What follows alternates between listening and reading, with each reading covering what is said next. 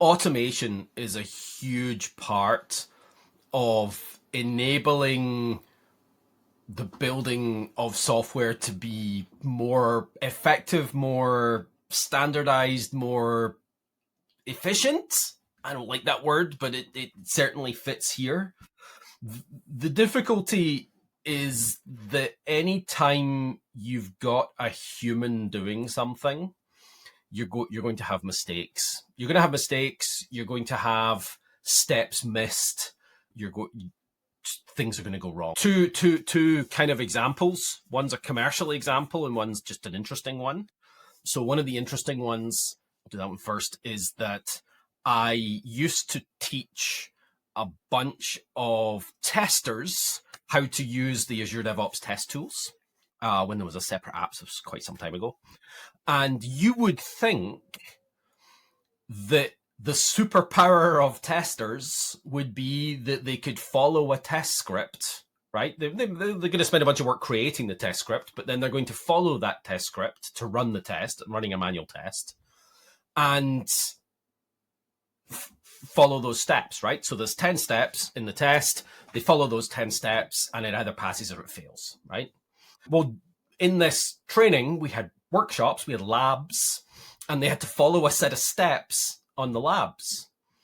And I kept getting feedback from loads of people in the room, loads of instances of the training. I would get feedback all the time that the labs were wrong, that the labs didn't work, that they were following the steps and the lab doesn't work. It doesn't do what it's supposed to do. And this was false. They just weren't following the steps. They were either missing something or clicking the wrong button or not, whatever it was, right? So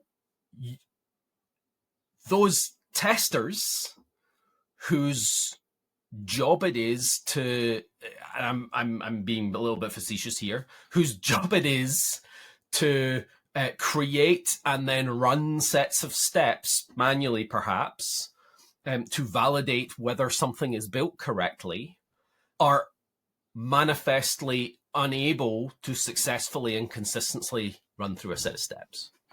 And this is just part of being human. It's not a slight on them. It's not a tester thing. It's a human thing. The commercial example is the Knight Capital Group, which you might have heard of, or maybe not, but they went bankrupt because somebody couldn't follow a set of steps.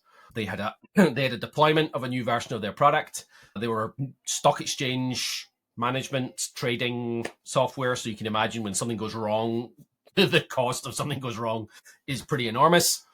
And with $400 million in the bank at the beginning of the day, a deployment happened. It went wrong because the person running the deployment deployed to 8 out of the 9 servers. And because not all the servers had the latest version of the code, some weird stuff started happening.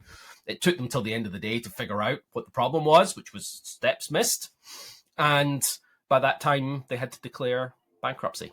They were done, right? The cost of these types of mistakes is enormous. That one is a very extreme example, but the cost of somebody who's running a set of steps, and this could be a tester, it could be a coder, it could be UAT, right? It could be a user. They walk through a set of steps, and then they communicate back that it was wrong.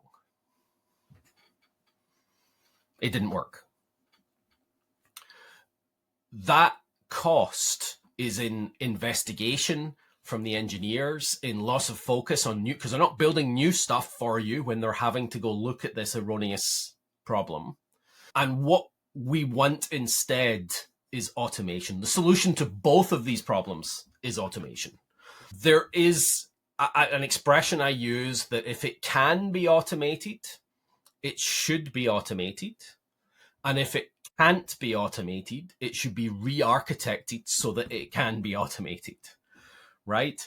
Automation is king in this story. And we're definitely talking about fast automation. We want to close feedback loops as quickly as possible. That's where we save cost, right? There's a massive, massive cost in having it be too long to close the feedback loop. Think about if you were telling a story. I'm thinking code's kind of like telling a story. You're telling a story, you're working on part of this story, and then you submit it to your publisher, and the publisher takes 6 months to come back with feedback. And the feedback is, this didn't work, that doesn't work, can you change this? Can you reformat this? Now you're much further along in the story. You're working on a different part of it. And now you have to come back to this previous part of the story and get into the mindset of this part of the story and try and ignore the things you learned doing the future part of the story, right? The character development has changed and you have to go back to this old version of the character with older style of how that character does things.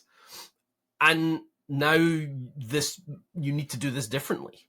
So now we're trying to make a change back here in the past when we have understanding from the future that would impact how we would do this, but we can't let that impact what we're doing. It's huge cognitive load, right? And that's in code, it's exactly the same. Exactly the same thing happens when you have to do that.